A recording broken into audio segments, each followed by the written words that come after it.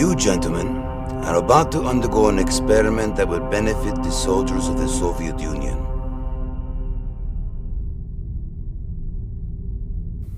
I don't know how much more of this I can take. I haven't slept in days. It must be what the gas does. Keeps you awake.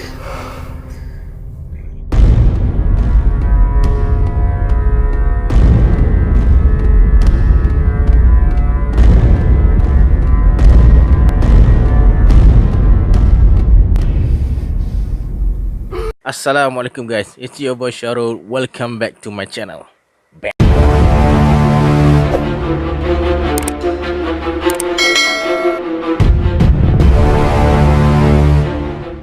Terima kasih guys sebab ada klik video ni. So macam biasalah, bagi korang yang belum subscribe ke channel aku, jangan lupa tekan tombol merah tu dan tekan loncengnya sekali supaya korang akan dapat notification bila aku upload video nanti. Dalam video kali ini aku akan kongsikan dengan korang satu eksperimen yang dilakukan sekumpulan saintis Rusia kepada tahanan perang. Mereka nak tahu apakah kesan yang terjadi kalau manusia tak tidur selama berhari-hari, dengan cara mengurung tahanan perang di dalam sebuah bilik yang disalurkan dengan gas perangsang untuk membuatkan mereka tak boleh tidur. Akibatnya rabak ngeri guys. Tanpa membuang masa lagi, jom let's check it out. Bam.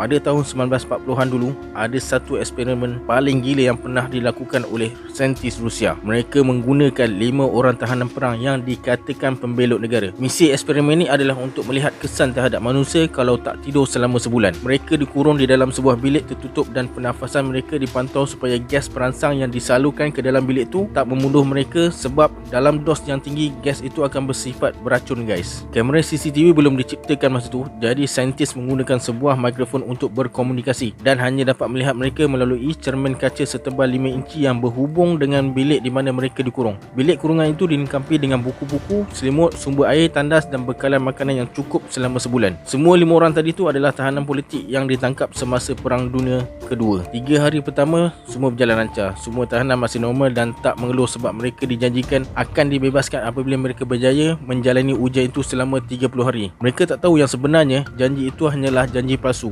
Semua percakapan dan aktiviti mereka dipantau. Mereka mula berbual tentang pengalaman trauma yang mereka lalui dulu. Keadaan menjadi sunyi dan perbualan antara tahanan berkurangan pada hari keempat. Setelah 5 hari guys, mereka mula menunjukkan tanda-tanda paranoid. Mereka berhenti berbual antara satu sama lain, mula berbisik-bisik kepada mikrofon dan bercakap dekat cermin kaca yang ada dalam bilik tu. Hari ke-9, salah seorang dari mereka mula menjerit sambil berlari dalam bilik tu selama 3 jam tanpa henti guys.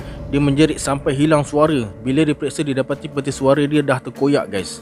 Tapi apa yang paling mengejutkan adalah reaksi tahanan yang lain. Mereka sama sekali tak beraksi apa-apa pun. Mereka hanya terus berbisik dekat mikrofon tu je. Sehinggalah ada seorang tahanan yang mula menjerit, mengoyak buku, menconteng kertas dengan najis mereka sendiri, dan akhirnya mereka menampal cermin kaca tu dengan kata-kata buku yang mereka koyak. Lepas tu keadaan jadi sunyi sepi. Bisikan dekat mikrofon pun hilang. Hari ke-12, saintis mula periksa mikrofon untuk memastikan ia masih berfungsi, sebab mustahil mereka tak dengar langsung suara dari tahanan yang ada dalam bilik tu. Mesin yang mereka gunakan untuk memantau tahanan mencatatkan masih ada sedotan oksigen di dalam bilik tu, menunjukkan bahawa mereka berlima masih hidup lagi guys. Bahkan sedotan oksigen dari setiap tahanan tu sangatlah tinggi. Perlu diingat guys, mula dari hari ke-9, para saintis memang tak nampak apa yang terjadi dekat dalam bilik tu. So mereka tak tahu apa yang jadi dekat dalam. Pada pagi hari ke-14, para saintis melakukan sesuatu untuk menarik reaksi mereka dengan menggunakan intercom. Mereka risau kelima-lima tahanan tersebut pengsan atau mati. Kemudian mereka berkata, kami akan membuka pintu untuk periksa mikrofon baring di lantai atau anda akan ditembak.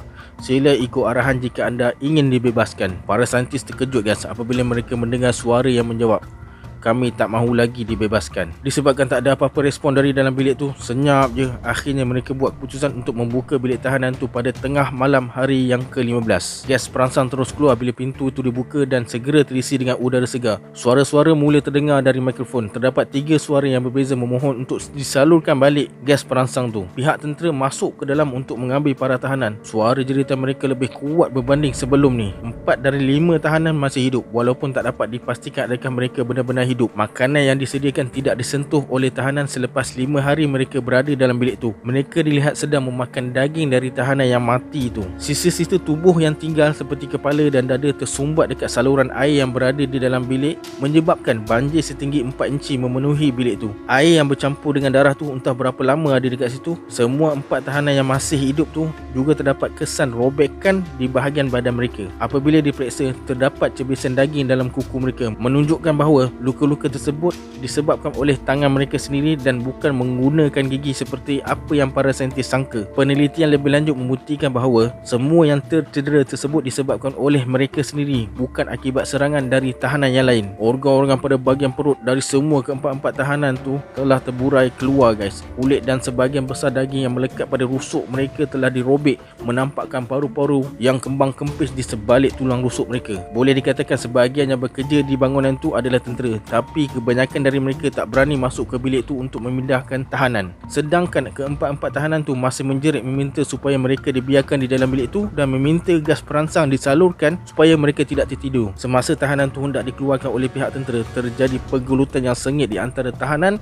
dan tentera. Walaupun tahanan tu dalam keadaan yang sangat mengerikan, sehinggakan salah seorang dari pihak tentera telah mati apabila tekaknya dirobek oleh salah seorang tahanan. Dalam pergelutan tu, salah seorang dari tahanan yang masih hidup mengalami pendarahan yang teruk selepas limpanya terluka. Para saintis dan doktor cuba untuk membiusnya, tapi gagal. Dia disuntik dengan dos 10 kali ganda morfin yang biasa digunakan untuk manusia, tapi tahanan tu masih melawan, sampaikan salah seorang doktor mengalami patah tulang lengan dan rusuk guys. Jantungnya berdenyut selama 2 minit sebelum dia mengalami pendarahan yang teruk hingga tak ada lagi udara di dalam paru-parunya kecuali darah. Bahkan semasa jantungnya hampir berhenti, dia masih menjerit dan meronta, berusaha menyerang sesiapa yang ada berhampirannya. Dia tak henti-henti ucapkan lagi, terus menerus, semakin lemah dan lemah hingga akhirnya dia berhenti dan mati. Ketiga-tiga tahanan yang masih hidup diikat dengan kuat dan dipindahkan ke sebuah bangunan kesihatan. 2 tahanan terus-menerus meminta dan memohon supaya dibiarkan terus berjaga. Seorang tahanan yang cedera parah telah dibawa ke bilik pembedahan untuk memasukkan kembali organ-organ yang terburai dari perutnya guys. Tapi tahanan tu kebal dari segala suntikan ubat penenang yang diberikan kepadanya. Dia tetap melawan dan cuba melepaskan ikatannya walaupun gas anestetik digunakan untuk melumpuhkannya. Gas anestetik ni guys, macam kalau doktor nak buat pembedahan tu, dia guna gas ni lah untuk bagi pesakit tidur dan tak rasa apa-apa. Okay, sambung balik guys. Walaupun guna gas anestetik guys, dia mampu mengoyakkan tali pengikat selebar 4 inci yang diikat di lengannya, bahkan melawan seorang tentera yang pegang lengannya. Akhirnya tahanan tersebut mengelupur di atas meja pembedahan dan mati guys. Bedah siasat yang dilakukan ke atas tahanan tu mendapati darahnya mengandungi 3 kali ganda oksigen daripada manusia normal. Salah seorang tahanan dari 2 yang masih hidup telah dibawa ke bilik pembedahan. Walaupun peti suaranya telah rosak, perutnya terburai, dia tetap agresif sehingga dia meronta-ronta dengan kuat. Pembedahan dilakukan selama 6 jam. Doktor berjaya memasukkan kembali organ perutnya yang terburai guys. Selepas pembedahan, tahanan tu melihat ke arah doktor dan cuba untuk bercakap. Doktor tu bagi pen dan kertas. Tahanan tu tulis, teruskan memotong. Tahanan kedua yang masih selamat juga dimasukkan ke dalam bilik bedah. Dia disuntik dengan ubat pelumpuh saraf untuk melumpuhkan seluruh badannya. Namun doktor menunggu masa yang agak lama untuk menjalankan operasi pembedahan disebabkan tahanan tu asyik ketawa terus menerus guys. Walaupun dilumpuhkan, tahanan tu mampu mengikuti gerakan doktor dengan anak matanya guys. Ubat pelumpuh saraf itu secara luar biasa hilang kesannya dengan cepat dan tahanan tu mula mengeliat dan cuba melepaskan diri. Apabila kedua-dua tahanan tu dah boleh bercakap, mereka meminta gas perangsang. Para saintis bertanya kenapa mereka melukakan diri mereka sendiri, kenapa mereka mengoyakkan dan mengeluarkan isi perut mereka sendiri, dan kenapa mereka nak sangat dengan gas perangsang tu. Jawapan mereka adalah, aku harus tetap berjaga. Semua ikatan pada kedua-dua tahanan yang masih hidup tu diketatkan dan mereka ditempatkan kembali ke dalam bilik tahanan, menunggu keputusan apa yang harus dilakukan kepada mereka. Para saintis menunggu keputusan dari pihak tentera. Disebabkan eksperimen mereka gagal, para saintis membuat keputusan untuk melakukan proses menyuntik mati. Tapi ketua eksperimen yang berpangkat komandan tidak bersetuju dengan keputusan tu. Dia ingin melihat apa yang terjadi apabila tahanan itu dikembalikan ke dalam bilik yang disalurkan dengan gas perangsang tu. Para saintis tak bersetuju, namun mereka tidak dapat melakukan apa-apa. Persiapan untuk kembalikan tahanan ke dalam bilik itu pun dilakukan. Mereka dipasang dengan alat EEG, nama ringkas kepada electroencephalogram, untuk mengawasi aktiviti otak mereka. Bila kedua-dua tahanan tu tahu mereka akan dibawa kembali ke dalam bilik itu semula, mereka berhenti berlawan guys. Salah seorang dari kedua-dua tahanan tu bersiul. Seorang lagi mengangkat kepalanya supaya dia tidak menyentuh bantal sambil matanya terus berkedip dengan laju. Dengan bantuan alat EEG, para saintis kini mampu memantau gelombang otak mereka guys. Yang anehnya, gelombang otak mereka naik turun seperti otak manusia biasa. Namun pada masa tertentu, garisan yang keluar dari alat EEG tu tiba-tiba menjadi data guys. Seakan-akan mereka mengalami kematian otak sementara, kemudian menjadi normal balik. Semasa para saintis sedang fokus meneliti kertas-kertas yang keluar hasil dari alat EEG tu, salah seorang dari mereka melihat seorang dari tahanan itu menutup mata. Gelombang otaknya berubah menjadi pendek seperti orang tidur nyenyak, kemudian menjadi data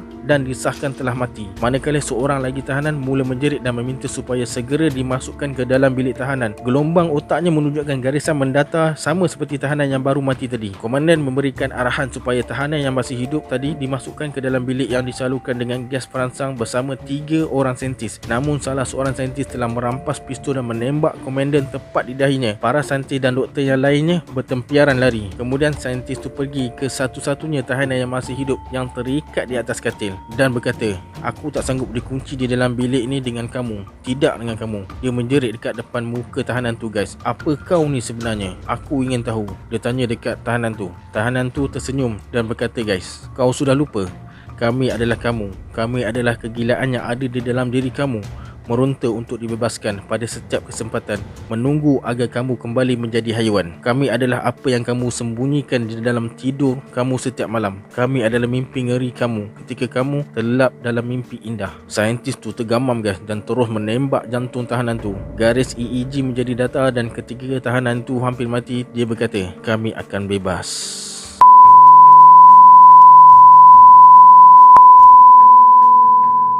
Guys, memang gila lah saintis zaman tu kan. Tapi kalau dia orang tak jalankan eksperimen macam ni, kita pun tak tahu apa kesannya kan, kalau manusia tak tidur selama berhari-hari. Ok guys, sampai sini je video untuk hari ni. Bagi korang yang masih baru di dalam channel aku ni dan suka dengan konten-konten yang aku buat, harap korang boleh subscribe channel aku dan tekan lonceng notification sekali. Terima kasih kepada korang yang telah menonton video aku ni dan tunggu video aku selanjutnya. Adios.